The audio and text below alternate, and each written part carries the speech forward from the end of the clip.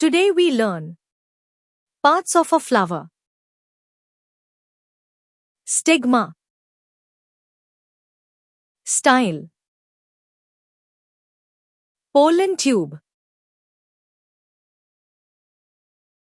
ovary, ovule, stem,